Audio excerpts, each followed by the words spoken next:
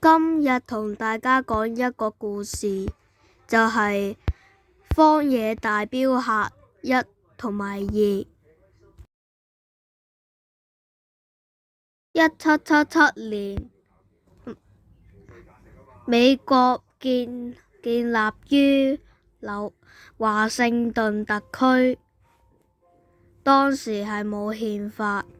到咗1789年嘅時候呢，憲法生效，但係喺西部地區呢，仍然喺加拿大同埋墨西哥人統治。1850年，仇敵嚟啦，反派嚟啦，就係平克頓偵探，成立於1850年。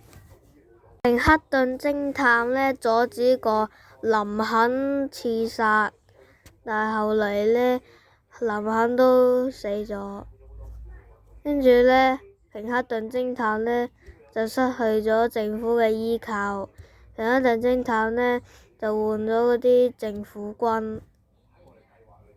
到咗1863年，荒野大鏢客2主角出世於美國西部，14歲嗰時呢，父母離世，跟隨德奇或者達奇同埋何西亞。到咗1873年，阿約翰即係第一代嘅主角同埋第二代後半段嘅主角。12歲嗰時呢，俾阿德奇同埋何西亞救下，跟住成為亡命之徒。1894年，佢認識咗 A.B. Goig， 即係阿約翰嘅仔阿 Jack 嘅阿媽。跟住到咗1894年，阿 Sir 都冇老婆。1895年，阿 Jack 出世於美國西部，佢老豆係一代主角同埋二代後半段主角嘅仔，同埋佢阿媽 A.V. Goig 嘅阿仔。精彩嘅嚟啦！到咗1899年，就係荒野大鏢客2嘅故事。OK，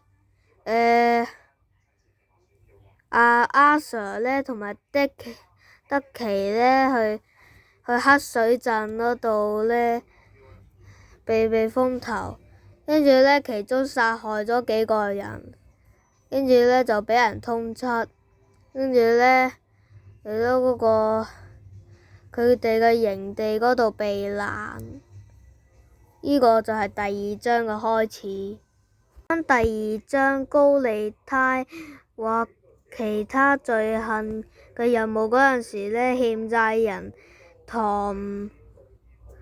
唐德呢就呢感染咗阿 Sir， 驗咗肺結核，跟住呢到咗冇幾耐呢，阿 Sir 呢喺聖丹尼斯嗰度呢暈低，跟住呢俾呢個好熱心市民呢就救咗去診所嗰度檢查，結果診斷咗肺結核。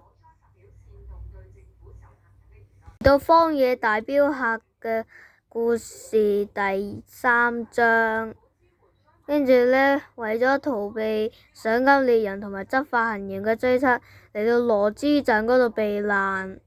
到咗第4章聖丹尼斯嗰陣時呢，阿約翰個仔阿 Jack 呢俾人綁架，然後呢，營地嗰度呢有好多矛盾喺嗰度發生，跟住呢，德奇呢都好似唔對路。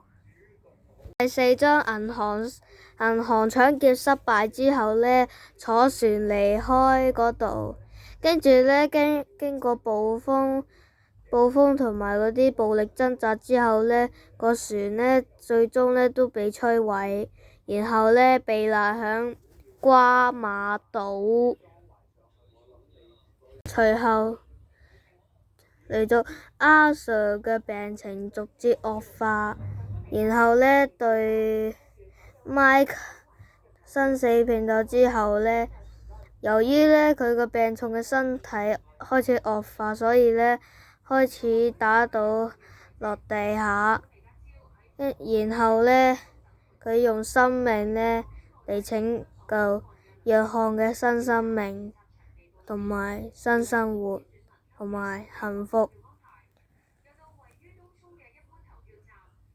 然後到1907年，跟住牛仔嘅候選人呢交俾約翰，跟住呢同沙迪一齊去玩，一齊去食，一齊去打劫啊嗰啲。但係佢個老婆同埋約翰呢發生咗好多親衝突，咁呢兩個人呢就開始正式結婚啦。然後雪地嗰度遇見 Ducky 同埋 Mike， 跟住呢 Ducky 呢開咗一槍俾 Mike 一下，跟住呢我哋John呢開啟死眼呢，將 Mike 呢打成馬蜂窩。故事《荒野大鏢客2》嘅故事就此完畢。